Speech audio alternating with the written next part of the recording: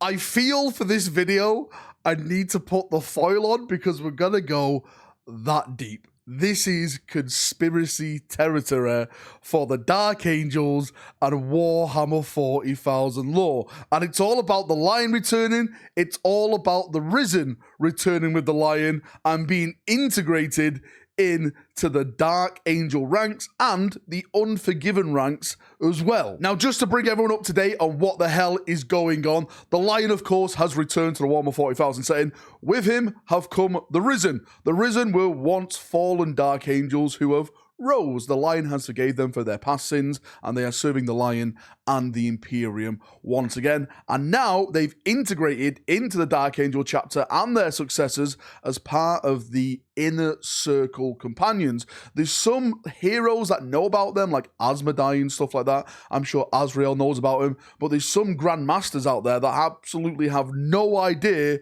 who these figures are. They've literally jumped out of the ground and gone, I'm here to protect you. I'm here to stay at your side. And this is the big secret, maybe, the big conspiracy that the Lion has put the Risen in play for a certain reason.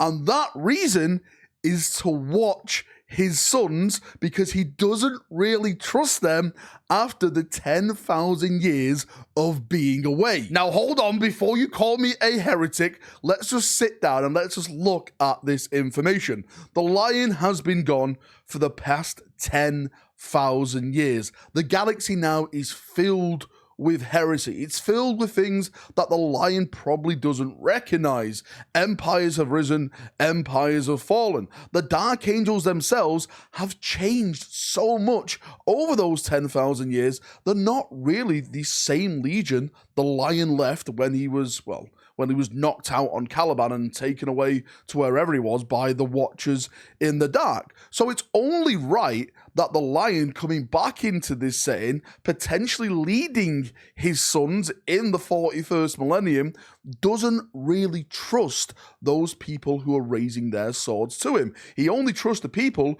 who have actually served him up to this point, and those are the Risen. So maybe this is why he's put the Risen into these positions, because the Risen's position now is protecting the legendary heroes, the upper tier echelons of leadership in the Dark Angels and their successor chapters. And maybe those Risen are feeding him information back saying, yes, this chapter is serving you as it's supposed to, my Lord Lion, right? Maybe they're reporting back saying, well, this Grandmaster is doing things that maybe is not on par with how you would do things, Lord Lion. And maybe the Lion then gets all this information and then intervenes in this type of stuff. It's kind of like the secret police, like they're there to watch the Watchers kind of thing, but then who watches the Watchers? You have this whole bloody debate, maybe the Watchers are watching the Watchers, right? Because there's Watchers everywhere, the Lion, everyone's watching each other.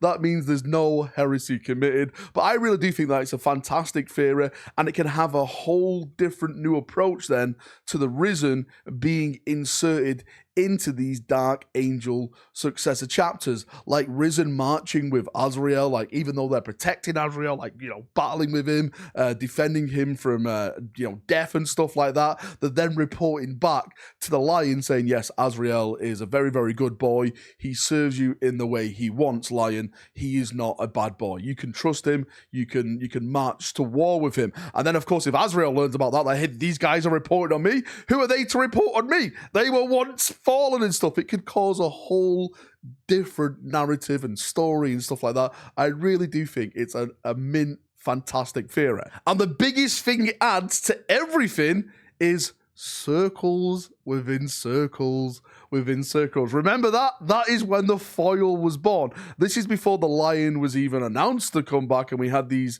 teaser trailers and it was all about circles within circles. Maybe this is just another circle in the circles of secrecy within the Dark Angels themselves. The Dark Angels are all about secrets. This is a brand new level of secrecy added to the Dark Angels, and if this secret gets out, that potentially the Inner Circle companions are watching upon the higher echelons of the leadership of the Dark Angels and their successors, then that could cause strife. That could cause a civil war within the Dark Angels themselves. Imagine, right? Because again, some of the Grandmasters don't know the Inner Circle companions were once risen. The risen, of course, were fallen, which is a massive big deal. If they find out that these Inner Circle companions were fallen and potentially they're watching them for Lionel Johnson, and be like, wait, what the hell is this?